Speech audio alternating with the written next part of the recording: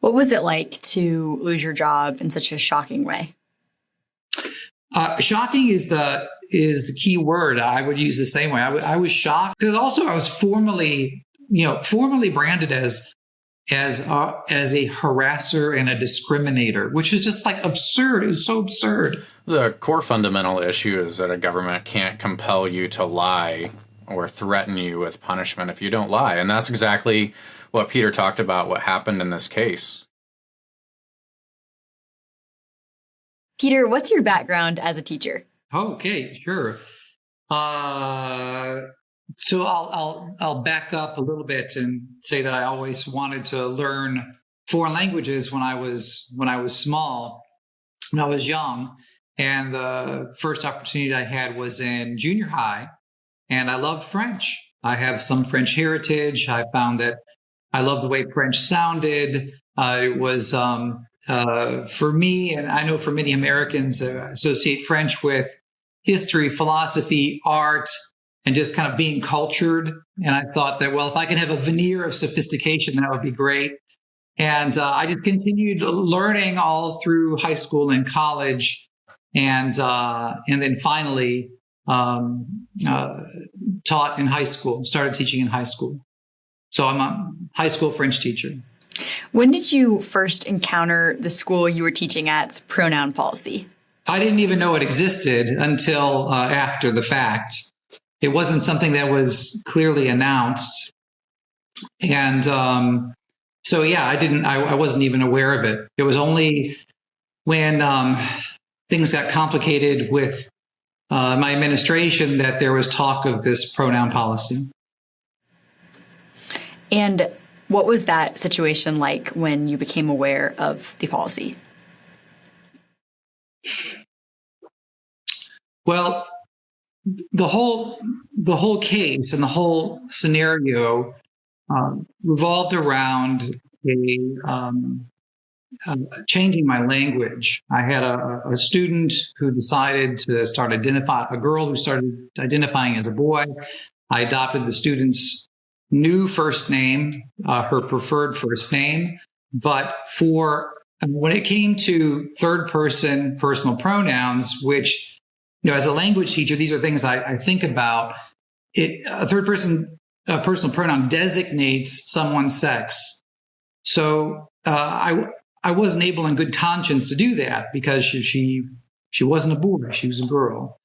And I didn't want to, nor did I want to promote or play along with what I considered to be a huge lie kind of coming over our culture in America. And so I explained to my administration how I was going to handle this. Like, hey, I don't agree with the ideology, but here's how I can do this. I can I can use the student's new name, which I'm already doing, and I'll avoid using feminine pronouns to refer to her in her presence. And then, but I'm not going to use masculine pronouns because for me, that's really participating in a big lie that's hurting everybody. And it was starting there where the administration says, no, you can't do that. You have to use whatever pronouns the student wants. And even when the student's not present, so if it's just us in an office like we are now, you have to refer to this student as he. And I couldn't agree. Do you have a religious objection to the ideology behind preferred personal pronouns? Yeah, it's the whole ideology is trying to hijack the language so that it's funny how it's almost like short-circuiting a discussion on the question. Instead of saying, okay, let's have a discussion about what does it mean to be a man or a woman? What does sex mean? Can sex be divorced from how we are physically or by biology? It's taking away even the discussion and imposing language, saying, no, you're just gonna start speaking as though you already believe this. And that's basically, it's the equivalent of what I would, like in 1984, the thought police. or as we commonly refer to, totalitarianism. Governing one's thoughts, and so religiously, it's as a Bible believing Christian, you don't just go with the flow. You don't just go along to get along in everything. If there's something that's promoting something that's objectively not congruent with reality, doesn't reflect reality, you don't just go along. You say, well, no, this isn't true. This isn't true. And so, no, I'm not going to promote it. Why do you believe that teachers everywhere should have the right to decline to use pronouns that differ from a student's biological sex? Well, this goes back to some of the founding principles of whether it be Virginia, America, or Western society in general, the being able to think things through, being able to hold an opinion without fear of being punished, without fear of being punished, of being there being retribution for not going along with what authorities say. That's just part of this. It's funny. Even the fact that we have to talk about this is still to this day. It's surprising me. Like, how did we get here? I'm bewildered at why this is a question. Okay, you want to believe in this new ideology about what it is to be a man or a woman. The essence of human nature. Okay, is our sex tied to our soul or our mind in regards to if we're a man or a woman? Okay, you want to go a different way with that. That's fine. I'll respect your rights to believe the way you want, but it wasn't going the other way. I was compelled to believe exactly the same way my student believed and her family had decided to believe, and that the whole school had adopted one view on this topic that 5 minutes earlier in human history, no one agreed with. And what happened that caused you to lose your job at that school? Now, you couldn't make this stuff up. I had already been given basically an ultimatum, or a spoken ultimatum by my principal.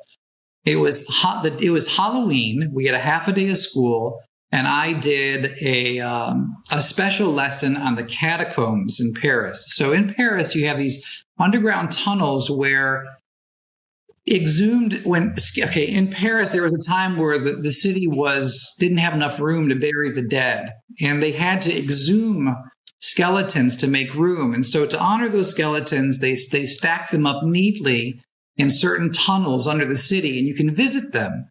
And I found a way to do a virtual tour of the catacombs on Halloween. So it was a little lesson, like, here's how this happened, here's what it is. And we had a set of several virtual reality goggles. And so I divided my students up in pairs where one would have the virtual reality goggles on. We were out in the hallway just outside the classroom, and then their partner would make sure they wouldn't walk into anything as they virtually toured the catacombs with the virtual reality goggles.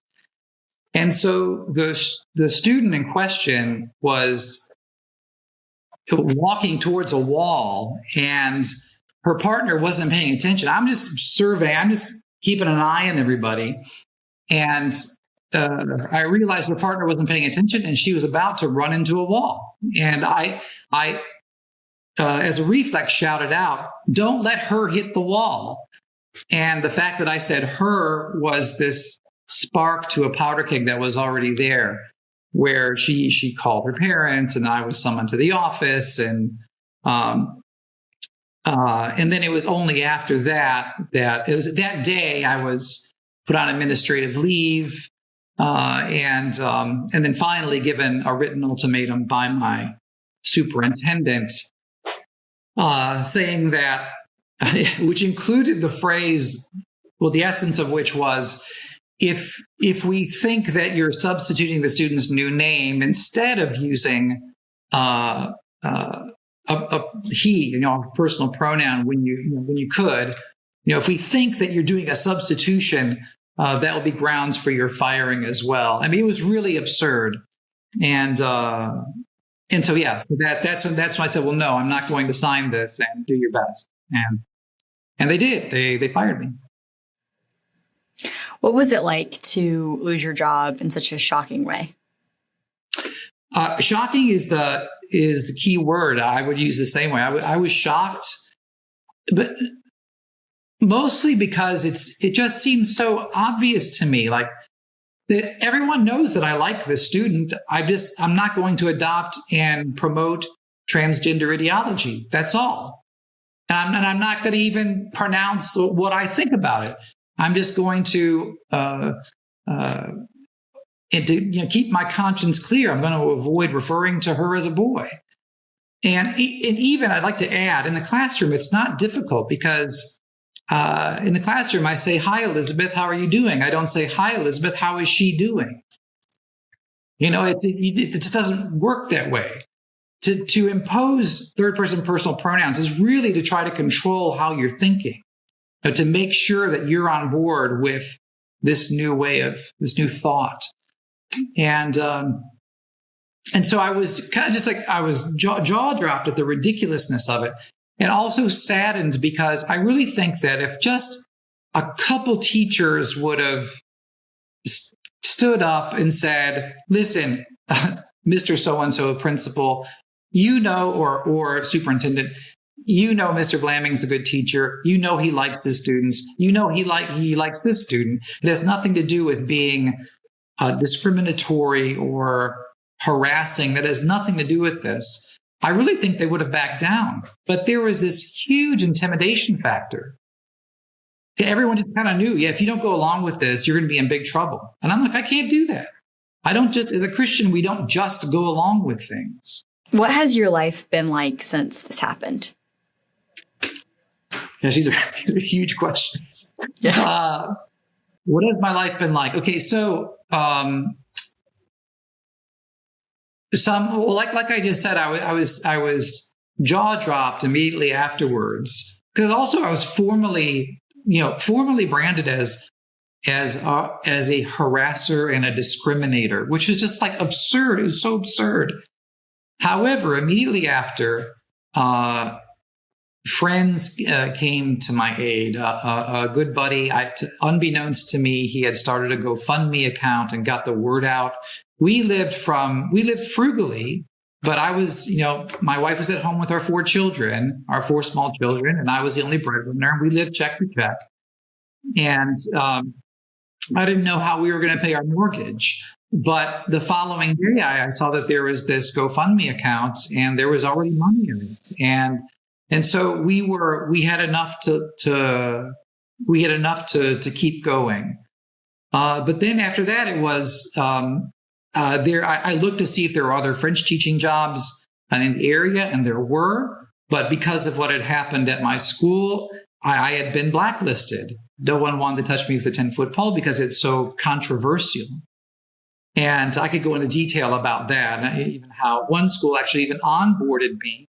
And then they found out, oh, wait a minute, you were let go by this other school. Oh, sorry, we have to rescind our offer.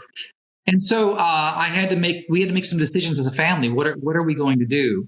So I went into another line of work. I finished my master's degree. I was in the middle of a master's in school administration at the College of William and Mary. I was able to finish that. Thank you, Lord. A local Christian school helped me out with what I needed to do that. And I did some odd jobs. I got into another career field before my wife and I, we decided to move back to France. My wife is French, and we had an opportunity to come back here, so we did. Wow. And what is ADF's argument in this case on behalf of Peter's right to refer to students how he believes is correct? The core fundamental issue is that a government can't compel you to lie or threaten you with punishment if you don't lie. And that's exactly what Peter talked about, what happened in this case. He went out of his way to accommodate this student, but it wasn't enough for the school board. The school board said you have to use the words, you have to express a viewpoint that you know is wrong in order to stay here. And that shouldn't be the case in any part of America. It's very clear, and we're thankful the Virginia Supreme Court made it absolutely clear here in Virginia that the Constitution protects the right to free speech, not to be compelled to speak a message that you disagree with. As Peter talked about, that kind of ideology, saying you have to say those words, you have to express this belief, that's totalitarianism. That's not tolerance. Tolerance should be a two-way street where we agree to disagree, but we don't compel someone to speak a message with they disagree. And that's exactly what the school board tried to do here. We're thankful the Virginia Supreme Court said, no, not in the Commonwealth of Virginia. We're hopeful that spreads throughout the country. Could you summarize the court's recent ruling on this case? Sure. The court addressed two major issues. There's additional issues in the case as well. You even mentioned, when did Peter become aware of this policy? The court noted there wasn't even a real policy in existence. The school made it up and then used it to fire him. So that was a constitutional issue for sure. But the major issues were the religious liberty and the free speech aspects of it. Virginia has a storied history of free exercise, going back to debates between where we have Thomas Jefferson, who was involved, Madison and Mason were debating, how do we deal with religious minority viewpoints or majority viewpoints, and they came to the conclusion that the government should not get involved with compelling someone to violate their conscience, and they made that very clear in the Virginia Constitution. They also addressed, for the first time, how does the free speech clause apply to public employees? And certainly the government has an interest in having their employees speak the government's message, right, when you're talking about a curriculum. But this wasn't a curricular issue. This was an ideological issue. And courts across the country, the United States Supreme Court and now the Virginia Supreme Court, has made clear that you can't compel someone to speak a lie in order to keep their job. There's a line that the government can't cross. Even when you're a government employee, they can't make you tell a lie. And that's really the foundation and core of what the court held in this case.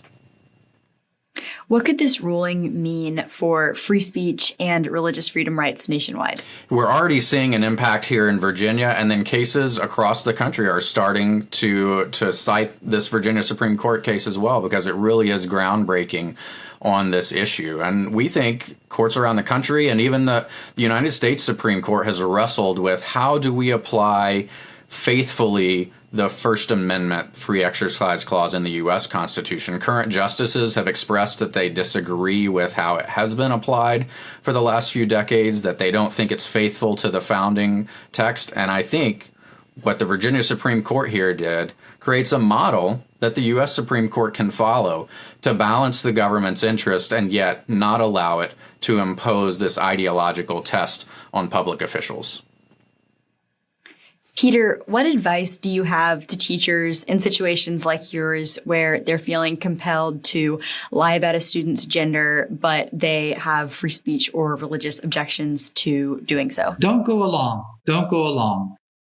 Take courage.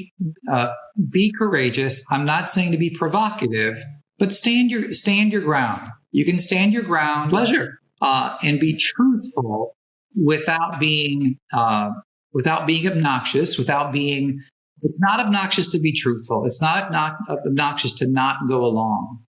I do think that my posture was a healthy one. Listen, I love all my students, including this student. Do I agree with everything my students do? No, and we're not supposed to. And I didn't agree with what this student was doing. But it wasn't, in this case, it wasn't my place to give her advice on this, and I didn't. With regards to other teachers in this situation, just stand your ground with love. Stand your ground, live truthfully with love. You'll give others courage as well. At least that's what I hope and pray for. Because if people don't stand up and say, no, we're not going along with totalitarianism, it just keeps on going. It's like a steamroller. It won't stop until someone says, I'm not doing this. I'm not going along with this. So I would encourage other teachers in my situation, yes, to take a stand. And how has this ruling that we just saw changed your life? I'm so relieved. I'm so relieved that our very basic fundamental rights of freedom of expression, of freedom of religion have been upheld, have been formally upheld. That is a huge relief. Like, to think that there was a chance that it wouldn't be, and that the court would have gone along and said, yeah, well, no, this has to do with, I don't know, adjusting to the age. I'm just making stuff up. That would have been crushing. And so I'm very relieved that our basic rights as American citizens, as Virginian and American citizens, were upheld. Awesome. Thank you so much. Thanks for having us.